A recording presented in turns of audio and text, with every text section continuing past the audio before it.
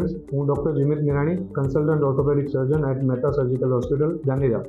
આજે આપણે ઘૂંટણમાં થતા ઘસારા અંગે ડિસ્કસ કરીશું. ઘૂંટણમાં થતો ઘસારો એટલે કે ની ઓસ્ટિયોઆર્થરાઇટિસ, જે ખૂબ જ કોમન પ્રોબ્લેમ છે. આ ઘસારો કોઈ પણ એજ ગ્રુપમાં જોવા મળે છે, starting from the age group of 40 to 45. તો આ ઘસારો શા કારણે થાય છે?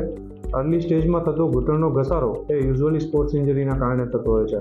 સ્પોર્ટ્સ ઇન્જરીના કારણે ઘૂંટણમાં આવેલ તાંતણો એટલે કે એસીએલ અને ઘૂંટણમાં આવેલ ગાદી એટલે કે મેનિસ્કસમાં જો ઈજા થાય તો તેની પ્રોપર સારવાર ન કરવામાં આવે તો અર્લી સ્ટેજમાં ઘૂંટણમાં ઘસારો થતો હોય છે.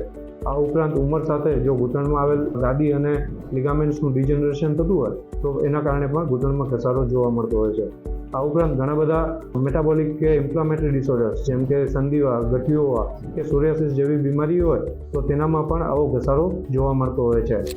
આ ઉપરાંત ઘણા ઘૂંટણની આસપાસના ફ્રેક્ચર્સ જેમ કે ફીમર બોનનું ફ્રેક્ચર્સ કે ટિબિયામાં ફ્રેક્ચર્સ થાય તો તેના કારણે પણ ઘૂંટણમાં ઘસારો થતો હોય છે. જો આ ઘસારો થાય અને જો ઘસારો અર્લી સ્ટેજમાં જ ડિટેક્ટ થઈ જાય તો તેની આપણે મેડિસિન્સ તથા ઇન્જેક્શન્સ અને ઘણી બધી વાર ફિઝિયોથેરાપીથી મસલ્સની સારવાર કરી અને કરતા હોઈએ છીએ.